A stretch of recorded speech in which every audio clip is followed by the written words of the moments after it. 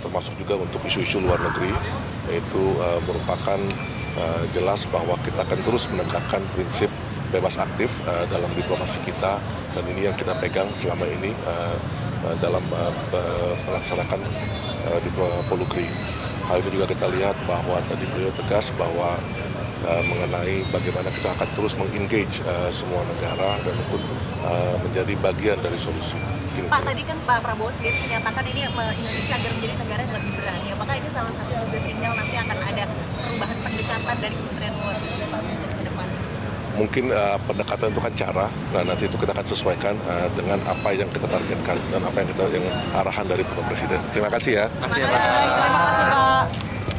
Dan 3 wamen. Sesuai harapan berarti Pak, 8 menteri itu? Over dari harapan awal Pak. Dan alhamdulillah kita dipercaya oleh beliau. Mudah-mudahan ya, ini amanah buat kita-kita. Ya, terima kasih Pak. Untuk teman-teman tetap kita butuhkan. Terima kasih Pak. Terima kasih ya. Gokil, kita ini langsung didorong aja.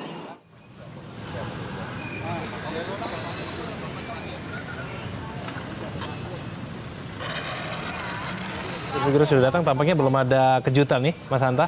Ya betul, seperti kita prediksi nama kemungkinan perubahan kecil, ya.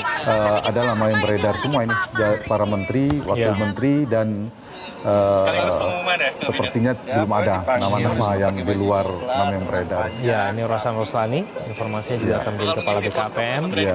Dan posisinya juga betul.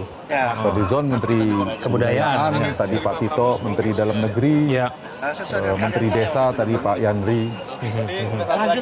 Tapi kalau kita bicara mengenai perimbangan kekuasaan, lalu kemudian kabinet Zaken, apakah memang kabinet dengan nama-nama yang tampaknya tidak akan berubah ini sudah ideal nih Mas? Ya, saya kira kalau menyebutnya Zaken kabinet agak berlebihan ya, karena ini representasi politiknya sangat kuat. Kalau Zaken kabinet itu betul-betul murni partai politik, murni profesional, tidak terkait dengan partai politik. Dulu di era Orde Lama kita pernah mengenal kabinet Juanda dan sebagainya lah. Nah itu agak berbeda. Nah ini sebenarnya kabinet multi partai, tetapi tetap mengedepankan soal pertimbangan teknokratik lah, profesional. Dan figur-figur ini yang muncul juga figur-figur profesional. Nah, memang yang menarik setiap pengangkatan menteri itu kan selain faktor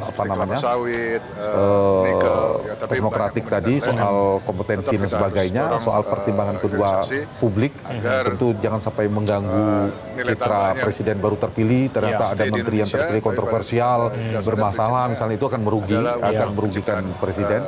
Nah, yang paling dinamis dan paling dominan itu biasanya racikannya pada perimbangan politik. Nah, perimbangan politik itu tidak melulu partai politik, representasi demografi misalnya, representasi kewilayahan. Biasanya selalu ada, misalnya perwakilan dari Papua, dari Bali, posisi menteri atau wakil menteri, Ormas. Kita lihat sekjennya NU, Pak Agus, Gus Ipul, kemudian Sekjen Muhammadiyah, Menteri Pendidikan Dasar Menengah sepertinya. Muti ya. Ya, itu wilayah-wilayah yang pakemnya sudah sering terjadi. Belum representasi misal gender, kelompok masyarakat dan sebagainya. Kami itu juga Pak Bahlil ya, Menteri SDM kemudian. Jadi belum ada nama baru sepertinya.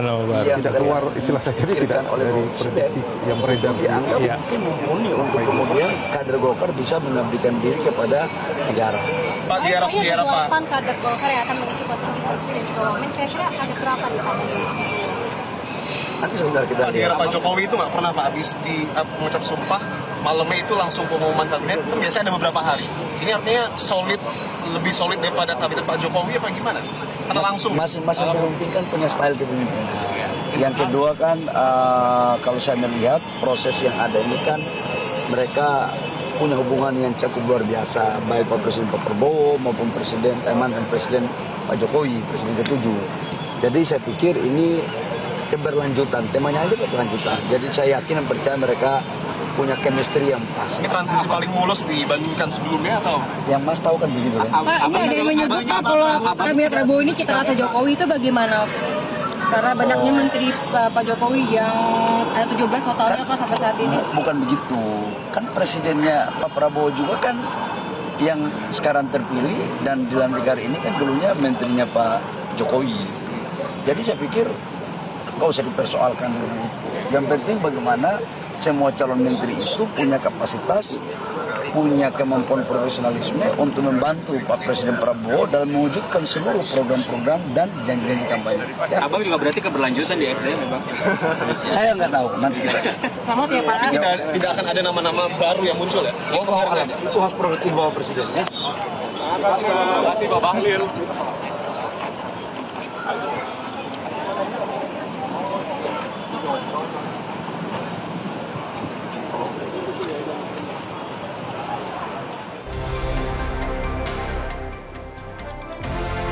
Baik pemirsa, seperti yang sudah kita saksikan tadi di layar kaca Anda bahwa sudah hadir sejumlah figur-figur yang akan segera diumumkan baik itu menjadi menteri maupun wakil menteri dalam kabinet pemerintahan Prabowo Gibran. Tadi sudah kita lihat bersama ada sejumlah nama-nama yang sudah hadir.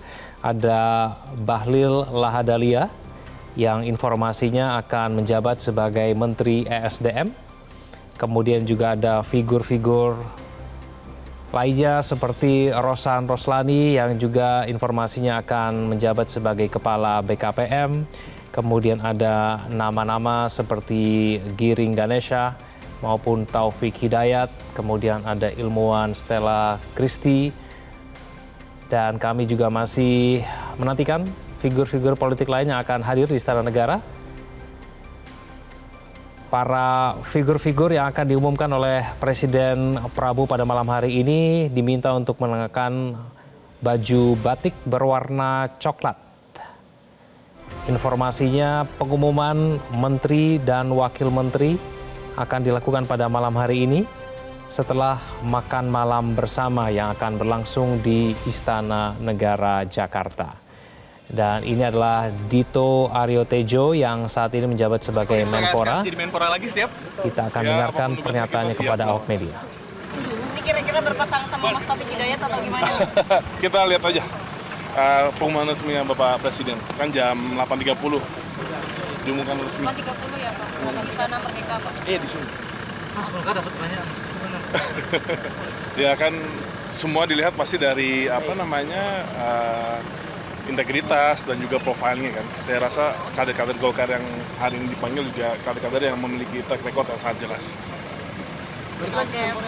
Ini jam 8.30. Sedikit boleh Mas itu Menpora berarti. Saya nggak tahu. Bidang olahraga ya? Saya nggak tahu. Beneran. Saya nggak tahu. Ini kan bentar lagi kelihatan. Jadi Menko ya Mas ya? Itu mah nggak mungkin lah. Kayaknya masih menteri termuda sih yang pasti ya. Oh, sama Mas Taufik Hidayat ya? Ya nanti kita lihat resminya gimana, oke? Terima kasih Mas Dito. Pas dulu pas. Ya, itulah tadi pemirsa kehadiran dari Dito Aryo Tejo yang saat ini menjabat sebagai Menpora. Informasinya Dito Aryo Tejo juga akan melanjutkan jabatannya sebagai Menteri Pemuda dan Olahraga. Tidak hanya Dito Aryo Tejo, juga sudah hadir sejumlah figur-figur lain pemirsa. Ada Yandri Susanto, ada pengacara Otto Hasibuan, kemudian ada Menteri Dalam Negeri Tito Karnavian yang tadi juga sudah hadir. Dan kami masih terus menantikan figur-figur lain yang kemudian akan sudah tiba di Istana Negara Jakarta. Pemirsa, kembali kami sampaikan bahwa pada malam hari ini Presiden Prabowo Subianto akan mengumumkan nama-nama yang akan menjabat sebagai menteri dan wakil menteri untuk membantu dirinya mewujudkan program-program dan janji-janji kampanyenya. Kami dapat undangan. Iya. Kita tunggu aja nanti pengumuman Bapak ya. Undangannya untuk kamu. Nanti bagian apa Pak? Menteri yang baru Pak ya? Bidang Mas.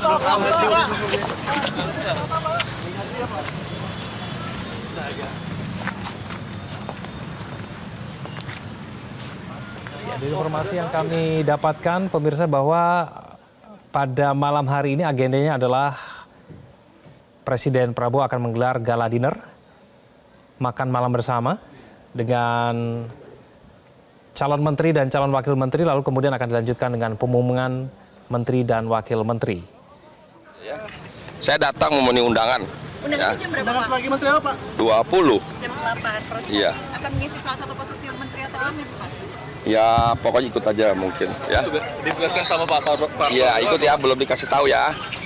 Pak, Ya deh, makasih ya. visi misi Pak, tanggapannya visi misi Pak Prabowo. Pemirsa jangan kemana-mana, kami akan kembali usai jeda berikut ini. Jelajahi cara baru mendapatkan informasi. Download Metro TV Extend sekarang.